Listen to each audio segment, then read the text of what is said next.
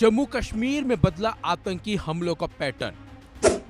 Hybrid दहशतगर्दों ने कैसे बढ़ाई परेशानी, जाने ये आतंकी कैसे करते हैं काम। जम्मू कश्मीर में एक बार फिर आतंकी हमलों में इजाफा देखने को मिला है।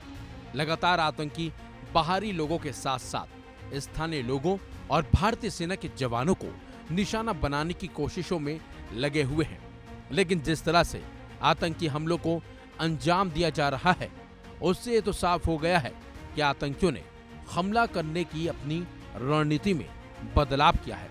न सिर्फ बदलाव किया है, बल्कि आतंकी ज्यादा से ज्यादा लोगों को नुकसान पहुंचाने के लिए बाजारों को भी निशाना बनाने में लगे हुए हैं। बात अगर हाल ही के हमलों की करें तो श्रीनगर के लाल चौक में रविवार को एक आतंकी हमला हुआ। संडे मार्केट पर हुए हमले में दुकानदारों और खरीदारों समेत 12 लोग घायल हो गए थे, जबकि इससे एक दिन पहले खायनार में भारतीय सेना और आतंकियों के बीच मुठभेड़ हुई थी।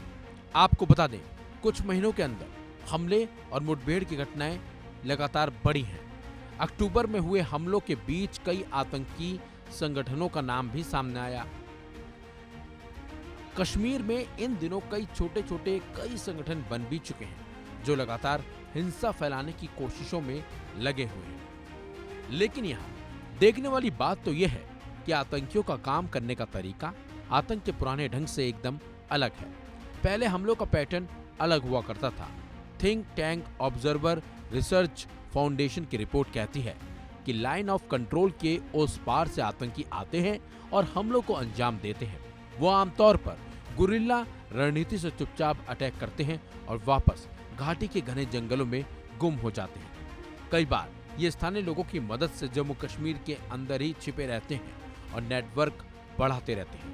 क्योंकि पाकिस्तान के कब्जे वाले कश्मीर और हमारे कश्मीर के लोगों के चेहरे, मोहरे और भाषा में खास अंतर नहीं है, इससे ये लोग आसानी से पकड़ में भी नहीं आते। लेकिन अब इनकी जगह हाइब्रिड दहशतगर्दों ने ले ली है। ये रैंडम कश्मीरी युवा होते हैं जिनकी कोई क्रिमिनल हिस्ट्री नहीं होती। ये लोग ऑनलाइन के जरिए रेजिस्टेंस ग्रुप से जुड़ते हैं। उनकी ट्रेनिंग होती है, टारगेट तय होता है, इसके साथ रेकी की जाती है और फिर तय समय पर वारदात को अंजाम देने के साथ साथ ये आतंकी गायब भी हो जाते हैं। चूंकि इनका कोई रिकॉर्ड नहीं होता, लिहाजा इन लोगों को पकड़ना आसान नहीं होता। ये रैंडम लोग वापस अपने गांव शहर जाकर आम जिंदगी में मिल जाते हैं। इन्हीं को हाइब्रिड दहशतगर्द कहा गया है। हैरानी की बात तो यह है कि घाटी में कई आतंकी गुट एक्टिव हो चुके हैं जिनके आगे पीछे कोई नहीं दिखता, यानी वो हाल ही में बने और खुद को इंडिपेंडेंट बताते हैं। TRF, Jammu Kashmir Ghaznavi force, Kashmir tigers और पीपल्स एंटी फासिस्ट फ्रंट इन्हीं में से एक है। TRF का अस्तित्व धारा 370 हटाने के बाद ये संगठन भी ऑनलाइन शुरू हुआ था।